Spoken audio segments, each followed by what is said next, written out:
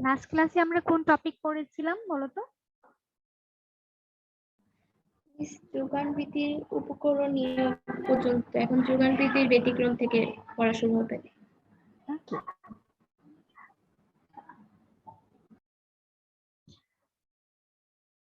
আচ্ছা, যোগান রেখা কেন ডান দিকে ঊর্ধ্বগামী হয়?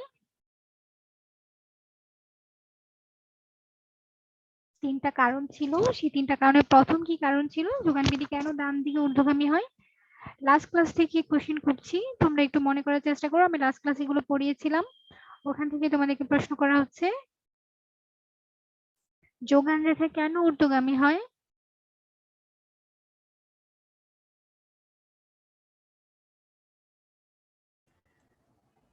ম্যাম, যখন দাম বাড়ে তখন পরিমাণও বাড়বে, আবার দাম কমলে যোগানের পরিমাণও কমে যায়। হ্যাঁ, ভেরি গুড। এটাকে আমরা এক কথায় কি বলতে পারি? এটাকে এক কথায় কোন বিধি বলা হয়? যোগান বৃদ্ধি। যোগান বিধি, রাইট? Yes, right. হ্যাঁ, এটাকে আমরা যোগান বিধি বলে থাকি।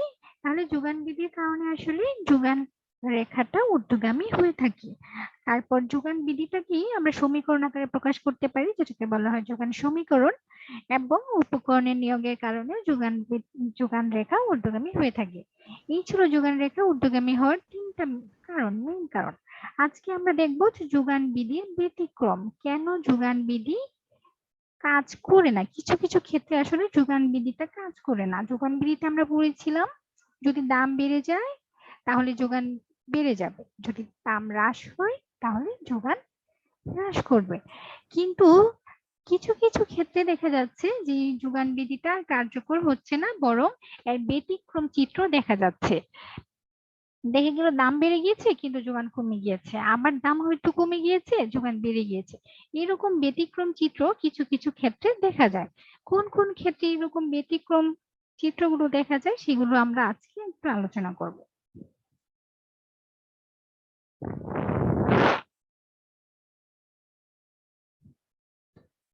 প্রথমেই আছে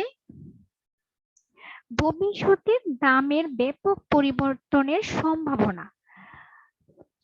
আজকে হয়তো দাম আছে, বাজারে দাম আছে 10 টাকা কেজি আলু। কিছুদিন পর বিক্রেতা মনে করলো এই আলুর দাম হয়তো বা বর্ষার সিজনে 40 টাকা কেজি হবে বা 30 টাকা কেজি হবে। এটা বিক্রেতা ভাবছে, মার্কেট অ্যানালাইসিস করে মার্কেটের সিচুয়েশন উনি পর্যবেক্ষণ করে উনি ধারণা করছেন, বিক্রেতা ধারণা করছেন হয়তো আলুর দাম এখন 10 টাকা কেজি হলেও আফটার 2 মান্থস হয়তো এই আলুর দাম বৃদ্ধি পেয়ে 30 টাকা কেজি হবে। সেটা বিক্রেতা ভাবলো। যদি এরকম কোনো সম্ভাবনা দেখা দেয় যে ভবিষ্যতে কোনো পণ্যের দাম বৃদ্ধি পেতে পারে, তাহলে তখন যোগান বিধি কার্যকর হয় না। তখন কেমন হয়, যোগান বিধির চিত্রটা কেমন হয় সেটা আমরা একটু দেখি। যেমন ধরো বর্তমান ঠিক এই মুহূর্তে কোনো পণ্যের দাম P1। P1 হচ্ছে আমার বর্তমান প্রাইস। এই P1 প্রাইসে আমার যোগান হচ্ছে Q1। অর্থাৎ এই মুহূর্তে কোনো পণ্যের দাম যদি P1 হয়, যেমন ধরো আলুর দামটাই বললাম, আলুর দাম যদি এখন P1 হয় তাহলে বিক্রেতা Q1 পরিমাণ বাজারে সাপ্লাই দেবে। তারপর এই মুহূর্তে হয়তোবা বাজারে আলুর দাম একটু বৃদ্ধি পেল, বৃদ্ধি পেয়ে ধরো 10 টাকা থেকে বৃদ্ধি পেয়ে 15 টাকা হলো। বাজারে আলুর দাম 10 টাকা থেকে বৃদ্ধি পেয়ে 15 টাকা হলো। তাহলে যোগান বিধি অনুসারে হওয়ার কথা ছিল, যেহেতু দাম বেড়েছে যোগান বেড়ে যাবে। কিন্তু এখানে যোগান বাড়বে না, কারণ বিক্রেতা মনে করছে যে হয়তো আলুর দাম এখন 15 টাকা হলেও, অর্থাৎ 10 টাকা থেকে বৃদ্ধি পেয়ে 15 টাকা হলেও এই আলুর দাম হয়তো 2 মাস পরে আরো অনেক বৃদ্ধি পাবে। তাই বিক্রেতা এই অল্প একটু দাম বাড়া সত্ত্বেও সে কি করবে, বাজারে যোগানের পরিমাণ বৃদ্ধি না করে বরং সে যোগানের পরিমাণ কমিয়ে দেবে। সে ভাববে যে আলুর দাম 2 মাস পরে হয়তো বা আরো বৃদ্ধি পাবে, কিংবা ভাবলো সে ঈদের সময় বা রমজানের সময় আলুর দাম আরো অনেক বৃদ্ধি পাবে, কারণ আলুর চাহিদা তখন ব্যাপকভাবে বৃদ্ধি পাবে, তাই হচ্ছে তখন দাম বেড়ে যাবে। তাই সে কি করলো, এখন আলুর একটু দাম বাড়া সত্ত্বেও সে যোগান বাজারে বৃদ্ধি না করে সে কমিয়ে যোগানের পরিমাণ কত করেছে দেখো তো। Q2. হ্যাঁ, দেখো Q2 করে দিয়েছে, তার মানে কি যোগানটা কমিয়ে দিয়েছে না? জি ম্যাম। হ্যাঁ, দাম কিন্তু বৃদ্ধি পেয়েছে, কিন্তু তা সত্ত্বেও সে যোগান কমিয়ে দিয়েছে। কেন কমিয়ে দিয়েছে বলো তো? পরিমাণের কারণে। সাথে আরো দামের আশায়। হ্যাঁ, রাইট। সে ফিউচারে আরো বেশি দামে আলু বিক্রি করবে, সেই কারণে সে এখন বর্তমানে যোগানের পরিমাণ কমিয়ে দিয়েছে। দেখো, এখন হয়তো ফিউচারে সত্যি সত্যি দাম বৃদ্ধি পেল, হয়তো ধরো যখন রমজান আসলো বা হচ্ছে ঈদের সময় হয়তো সত্যি আলুর দাম বৃদ্ধি পেয়ে P3 হলো, অর্থাৎ 30 টাকা হলো, বা বৃদ্ধি পেয়ে ধরো অনেক বৃদ্ধি পেলো বা 50 টাকা কেজি হয়ে গেল। তখন আবার কি করবে, সে সত্যি সত্যি যোগানের পরিমাণ, এই দেখো P3 হইলে যোগানের পরিমাণ আবার Q1 করবে, অর্থাৎ সে যোগানের পরিমাণ আবার বৃদ্ধি করে দেবে। এই দেখো কি হয়েছে, যোগানটা এইভাবে করে বৃদ্ধি পেয়েছে। হ্যাঁ, তাহলে আমরা কি দেখতে পাচ্ছি, যদি ভবিষ্যতে কোনো পণ্যের দাম বাড়ার কোনো সম্ভাবনা থাকে, তাহলে বিক্রেতা যোগানের পরিমাণ বর্তমানে কমিয়ে দেয়। বর্তমানে দাম বাড়া সত্ত্বেও সে আসলে কোনো পণ্যের যোগান না বাড়িয়ে বরং কমিয়ে দেয়, এবং ফিউচারের জন্য সে যোগানটাকে স্টক করে রেখে দেয়, এবং ফিউচারে যখন সত্যি অনেক বেশি পরিমাণ দাম বৃদ্ধি পায়, তখন সে সেই দ্রব্যের বিক্রি বিক্রি বাড়ানোর উদ্দেশ্যে বাজারে অনেক বেশি সে দ্রব্য সাপ্লাই দিয়ে থাকে। তাহলে প্রথম যে পয়েন্টটা আছে সেই পয়েন্টটা কি আমরা সবাই বুঝতে পেরেছি? জি ম্যাম। ওকে, কারো কি কোনো প্রশ্ন আছে? না ম্যাম। ওকে, তাহলে আমরা একটু দেখতে পাচ্ছি কি হয়েছে। দেখো, প্রথমে আমার যোগান ছিল এ পয়েন্ট থেকে দাম P1 থেকে P2 বৃদ্ধি পাওয়া সত্ত্বেও যোগান দেখো এদিকে কমেছে, অর্থাৎ এই যে Q1 থেকে Q2 হয়েছে, এবং ফিউচারে আরো অনেক দাম বৃদ্ধি পাওয়ার ফলে তখন আবার যোগান দেখো ঊর্ধ্বমুখী হয়েছে, ঊর্ধ্বমুখী হয়ে Q2 থেকে Q1 এ বৃদ্ধি পেয়েছে। এই ছিল আমাদের প্রথম পয়েন্ট, ভবিষ্যতে যদি কোনো কারণে দাম বাড়ার সম্ভাবনা থাকে তখন আসলে যোগান বিধি কাজ করে না।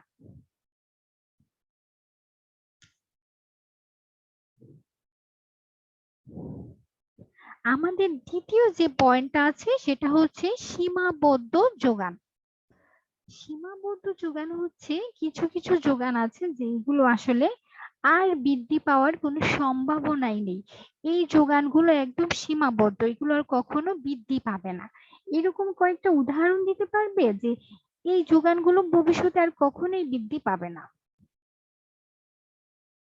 পুরাতন কোনো কিছু, কোনো ঐতিহাসিক কোনো কিছু, ওরকম কিছু নাম বলতে পারবে? ইতিহাসের ক্ষেত্রে ইতিহাসের মুক্তিযুদ্ধ, জাদুঘর, বিভিন্ন শিল্পকর্ম। হ্যাঁ, রাইট। আসলে সেগুলো আসলে আর কখনোই বৃদ্ধি করা সম্ভব না, যেমন ধরো কোনো শিল্পকর্ম, সেগুলো ওই শিল্পী হয়তো এখন পৃথিবীতে আর বেঁচে নেই, তাহলে ওই শিল্পীর আঁকা যে শিল্পকর্মগুলো সেগুলো কি আর, সে যতটুকু শিল্পকর্ম করে গিয়েছে ওগুলোই হয়তো আমরা সংরক্ষণ করে রেখে দিতে পারবো, সেগুলো তো আমরা আর বৃদ্ধি করতে পারবো না, কারণ সে এখন আর পৃথিবীতে বেঁচে নেই। আবার এই যে তুমি বললে মুক্তিযুদ্ধের জাদুঘরে যে স্মৃতিগুলো অলরেডি সংরক্ষিত আছে, মুক্তিযুদ্ধ আমাদের চলে গিয়েছে, আমাদের শেষ হয়ে গিয়েছে, তাহলে ওই মুক্তিযুদ্ধ চলাকালীন যে স্মৃতিগুলো আছে সেগুলো আসলে এখন আমরা স্মৃতি হিসেবে রেখে দিয়েছি, সেগুলো তো আর এখন আমরা ওই সময়ে ফিরে যেতে পারবো না, বা ওই সময়ের ওই জিনিসগুলোকে আমরা এখন আর চাইলেও বৃদ্ধি করতে পারবো না। তাহলে এরকম কিছু সীমাবদ্ধ যোগান আছে, সেই যোগান সেগুলো আসলে দাম বৃদ্ধি পেলেও সেগুলোর যোগান বৃদ্ধি করা সম্ভব হয় না। যেমন, তোমরা কি সোনারগাঁ জাদুঘরে গিয়েছিলে?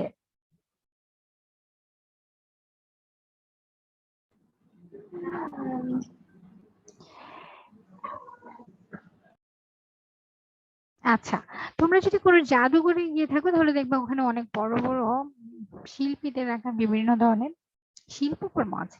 যেমন ধর জয়নাল আবেদিন, জয়নাল আবেদিন যে শিল্পকর্মগুলো এঁকেছিলেন,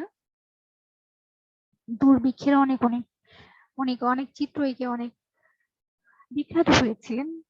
তো উনি আর এই শিল্পকর্মগুলো ধরো এখন আম, ওই শিল্পকর্মগুলো ধরো এখন নিলামে করা হলো, দেন হচ্ছে এটার দাম এখন অনেক বৃদ্ধি পেলো, বৃদ্ধি পেয়ে ধরো কেউ বললো যে জয়নাল আবেদিনের এই শিল্পকর্মটা আমি এখন এত কোটি টাকায় বা এত মিলিয়ন বিলিয়ন টাকায় কিনে নেব। এখন ধরো এই দামটা যে বৃদ্ধি পেলো, দামটা বৃদ্ধি পাওয়া সত্ত্বেও কি এখন আর জয়নাল আবেদিনের শিল্পকর্ম বৃদ্ধি করা যাবে? না ম্যাম। না ম্যাম। হ্যাঁ আর বৃদ্ধি, সংরক্ষিত হ্যাঁ যাবে না। হ্যাঁ হ্যাঁ আর কখনোই এগুলো বৃদ্ধি করা যাবে না। কিন্তু দেখো এটার দাম নিলামে কিন্তু অনেক বৃদ্ধি পেয়েছে, কেউ কেউ হয়তো এটা অনেক বেশি টাকায় ক্রয় করতে ইচ্ছুক, কিন্তু তা সত্ত্বেও এটার যোগান আর বৃদ্ধি করা সম্ভব হচ্ছে না। কারণ হচ্ছে এটার যোগান এখন সীমাবদ্ধ। এইরকম সিচুয়েশনে আসলে যোগান বৃদ্ধি কাজ করে না। সেক্ষেত্রে কি হয়, সেটা চিত্রটা কেমন হয় সেটা আমরা একটু দেখি। দেখো দেখো এই ক্ষেত্রে যোগানটা হচ্ছে স্থির। যোগানটা কোথায় স্থির, দেখো এই Q0-তে যোগানটা স্থির হয়ে আছে। অর্থাৎ এই ধরনের যে সম্পদগুলো আছে এই সম্পদগুলোকে বা এই যোগানগুলোকে আর বৃদ্ধি করা যাবে না, এটা এখানেই স্থির। কিন্তু এটার দাম ধরো P1 থেকে বৃদ্ধি পেয়ে P2 হলো, এটার মূল্য হয়তো ফিউচারে আরো বৃদ্ধি পেয়ে এখানে P3 হলো বা আরো অনেক বৃদ্ধি পেলো। এত দাম বৃদ্ধি পাওয়া সত্ত্বেও যোগান কিন্তু এখানে স্থির, এই যোগানটা আর বৃদ্ধি করা সম্ভব নয়। তাহলে এই যোগানটা এখানে স্থির থেকে দাম বৃদ্ধি পেলে কি হবে, যোগান রেখাটা এই যে লম্ব অক্ষে সমান্তরাল হবে। অর্থাৎ এই ক্ষেত্রে যোগানটা এইরকম স্থির থাকবে। তাহলে এইরকম স্থির থেকে যদি দাম যতই বৃদ্ধি পাক আসলে যোগান বাড়ানো আর পসিবল হবে না, সেক্ষেত্রে যোগান রেখা হবে লম্ব, এই যে লম্ব অক্ষ এই লম্ব অক্ষের সমান্তরাল।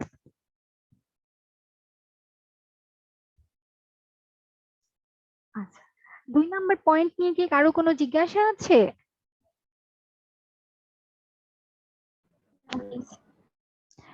ওকে,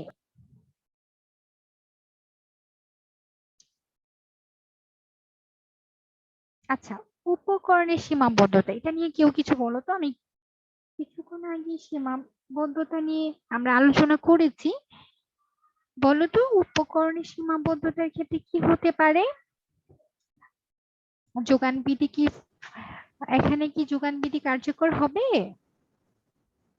দাম বৃদ্ধি পেলে যোগান বৃদ্ধি পাবে না। হ্যাঁ, যেহেতু উপকরণগুলো সীমাবদ্ধ, কি ধরনের উপকরণ হতে পারে?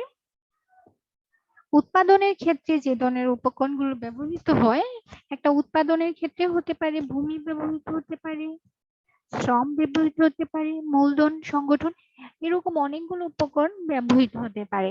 এই উপকরণগুলো যদি কোনো কারণে সীমাবদ্ধ হয়ে যায়, হয়তো এমন কোনো সিচুয়েশন অ্যারাইজ করলো যে সেই সিচুয়েশনের মধ্যেই হয়তো এই মুহূর্তে শ্রমের পরিমাণ বাড়ানো যাচ্ছে না বা এই মুহূর্তে শ্রমিক সংকট দেখা দিচ্ছে, তাহলে ওই মুহূর্তে আসলে উপকরণ সীমাবদ্ধ হয়ে গেল। কিংবা দেখা যাচ্ছে ভূমি অধিগ্রহণ করতে পারছে না, ভূমি বাড়াতে পারছে না, তাহলে ওই মুহূর্তে ওই উৎপাদনের জন্য ভূমি উপকরণ সীমাবদ্ধ হয়ে গেল। এইরকম অবস্থায় আসলে উৎপাদন ব্যাহত হয়। তাহলে এইরকম অবস্থায় যদি উৎপাদন ব্যাহত হয় তাহলে দাম বৃদ্ধি পেলেও যোগান বৃদ্ধি করা সম্ভব হয় না, সেক্ষেত্রে আসলে যোগান বৃদ্ধি কার্যকর হয় না। ওকে, 4 নম্বর পয়েন্টটা আমরা একটু দেখি।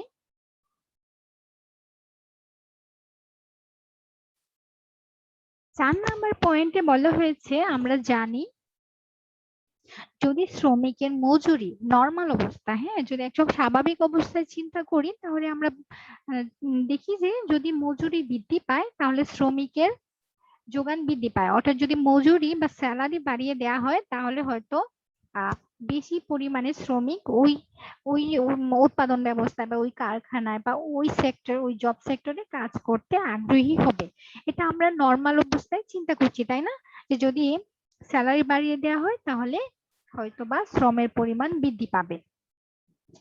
কিন্তু আসলে কিছু কিছু ক্ষেত্রে এই যোগান বিধিটা কাজ করছে না। কখন কাজ করছে না সেটা একটু দেখি।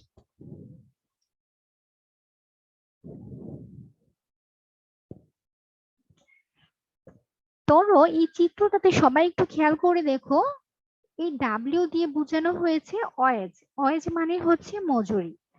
আর ভূমি অক্ষে দেখানো হয়েছে শ্রমিকের পরিমাণ। শ্রমিকের পরিমাণ হচ্ছে ভূমি অক্ষে এবং লম্ব অক্ষে দেখানো হয়েছে মজুরির হার অর্থাৎ ওয়েজ।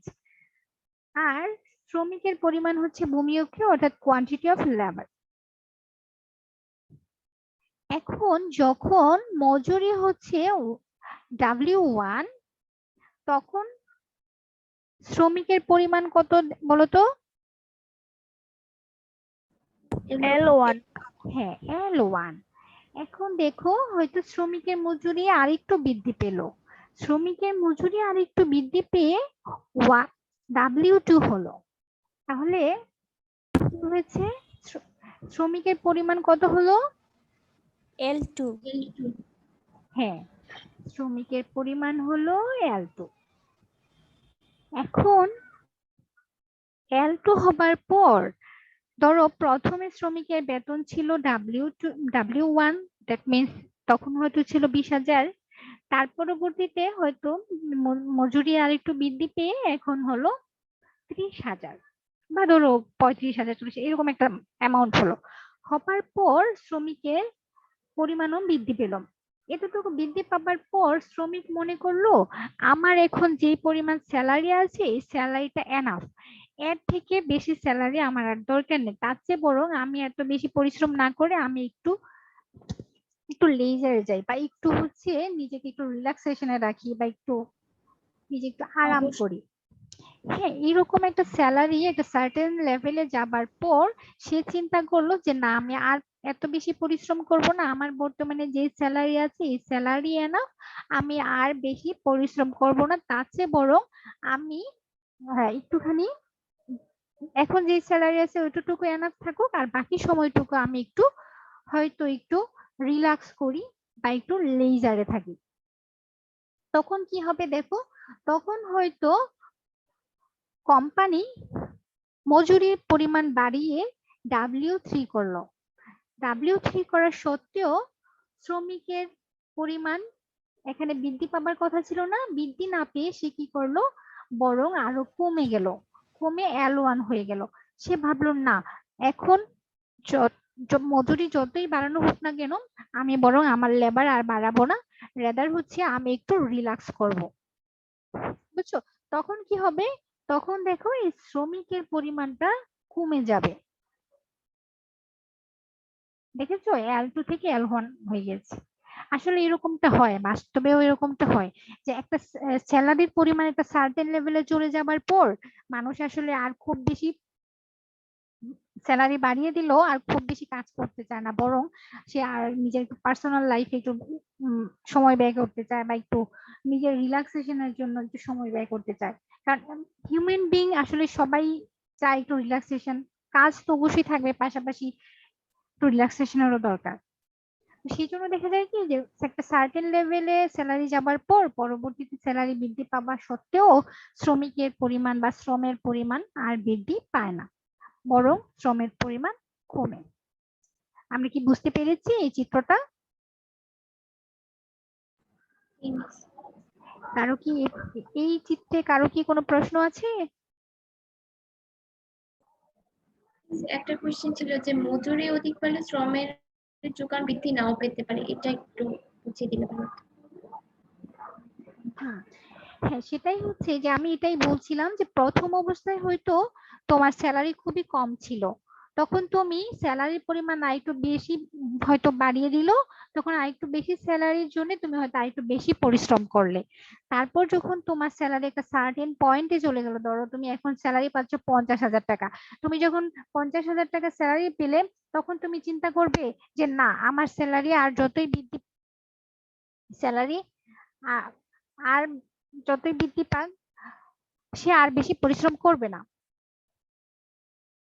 তখন কি হবে, স্যালারি পরিমাণ বাড়ানো সত্ত্বেও শ্রমিক আর বেশি শ্রম দিবে না, বরং সে তার বর্তমান স্যালারি নিয়ে সন্তুষ্ট থাকবে। বুঝতে পেরেছো? জি হয়তো মিস। তুমি ধরো এখন 8 ঘন্টা পরিশ্রম করে তুমি 50,000 টাকা পাচ্ছ, এখন তোমাকে বললো যে তোমাকে আমি আরো 20,000 টাকা দেব, তুমি আরো হয়তো 14 ঘন্টা কাজ করো। তুমি তুমি ভাবলে না আমার 50,000 টাকাই এনাফ, আমি বরং বাকি ঘন্টা পরিশ্রম না করে আমি বাকি ঘন্টা একটু লেজারে থাকবো বা একটু রিল্যাক্সে থাকবো। তখন কি হবে, তোমার মজুরি যদিও বৃদ্ধি পেয়েছিল কিন্তু তা সত্ত্বেও তুমি বেশি কাজ না করে তোমার শ্রমের পরিমাণ কমিয়েছো।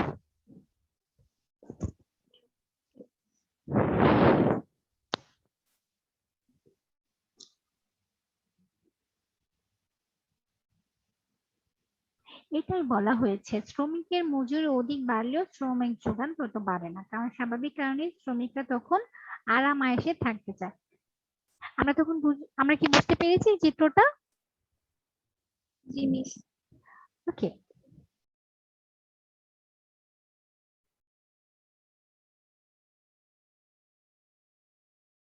মৌসুমী দ্রব্য, কয়েকটা মৌসুমী দ্রব্যের নাম বলতে পারবে যেগুলো একটা পার্টিকুলার সিজনে এই দ্রব্যগুলো পাওয়া যায়? যেমন শীতকালে সবজির দাম কম থাকে, আবার রোদের সময় এসে আবার বিভিন্ন তেলের দাম বা চিনির দাম বেড়ে যায়, এভাবে সিজনাল ক্ষেত্রে হয়। হ্যাঁ হ্যাঁ হ্যাঁ, এই যে বিভিন্ন ধরনের সিজনে আসলে কিছু পণ্যের অনেক বেশি চাহিদা থাকে, দেখা যায় অন্য সিজনে আর ওই দ্রব্যগুলোর খুব বেশি চাহিদা থাকে না।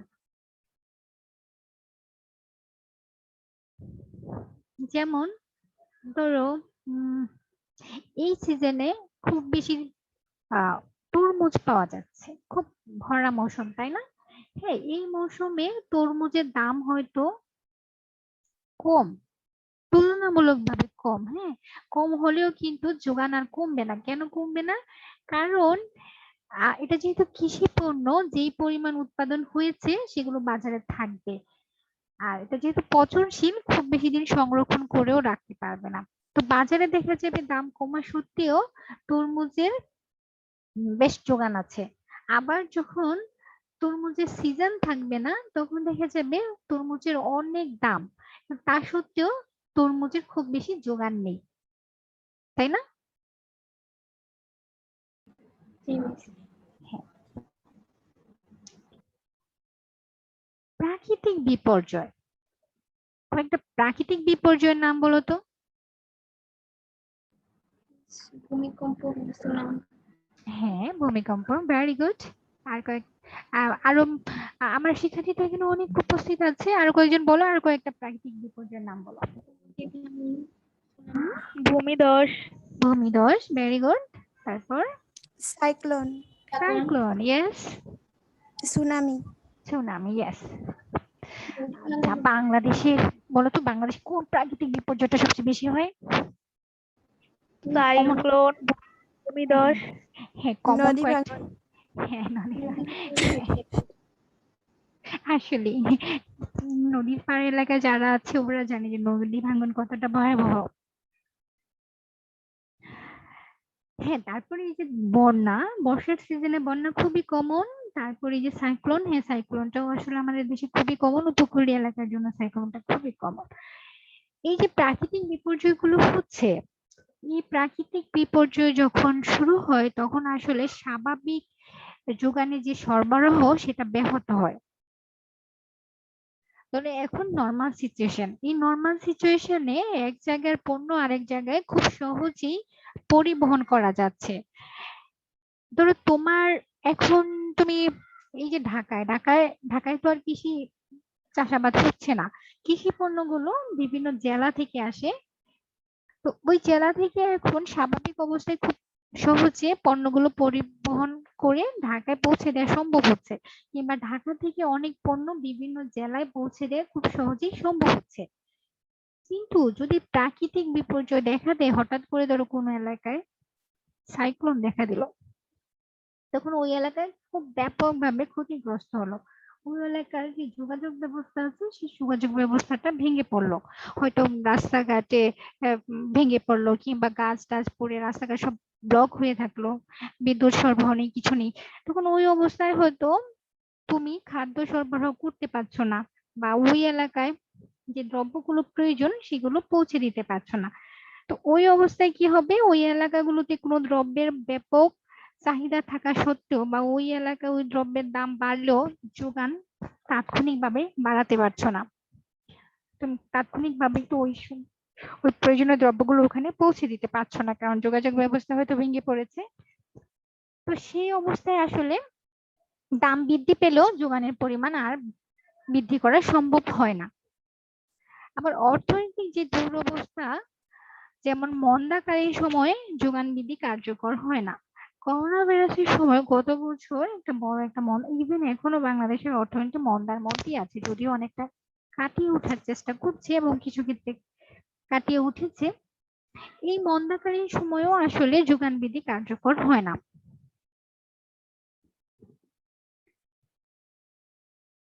আচ্ছা, আমরা এই যে 8টা পয়েন্ট পড়লাম, এই 8টা পয়েন্টের কারণে যোগান বৃদ্ধির ব্যতিক্রম ঘটে থাকে। এই ক্ষেত্রে আসলে যোগান রেখা ঊর্ধ্বগামী হয় না, বরং কখনো নিম্নগামী, কখনো জিগজ্যাগ হয়, কখনো ঊর্ধ্বগামী, কখনো নিম্নগামী, এরকম একটা রেখা তৈরি হয়।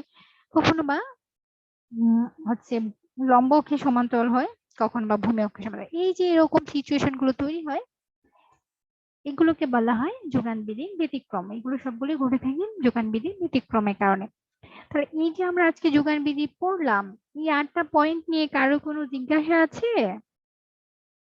না মিস।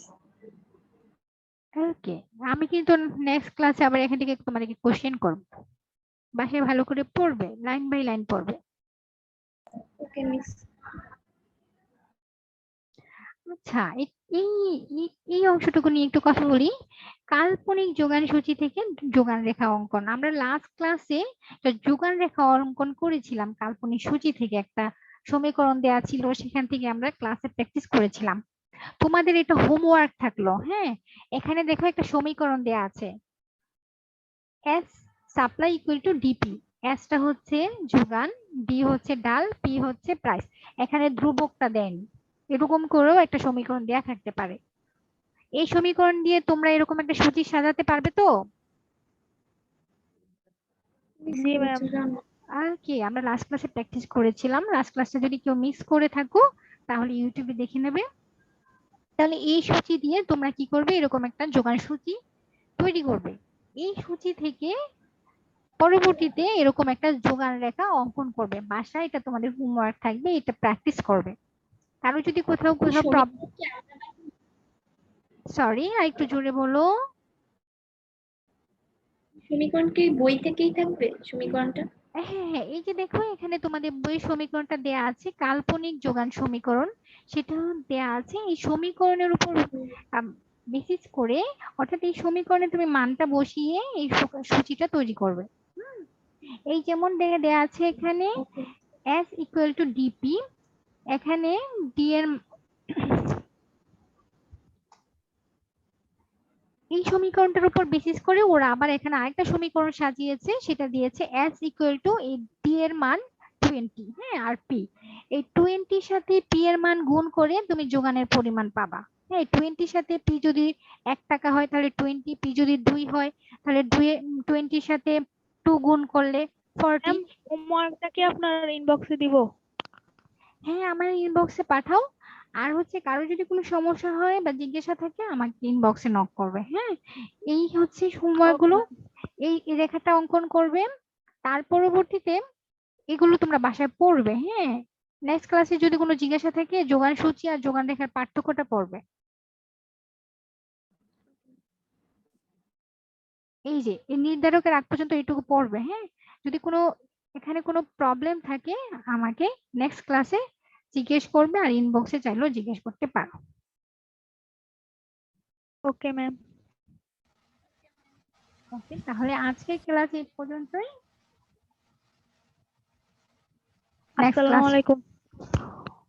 ওকে, নেক্সট ক্লাসে আবার ইনশাআল্লাহ দেখা হবে। একটু দেখ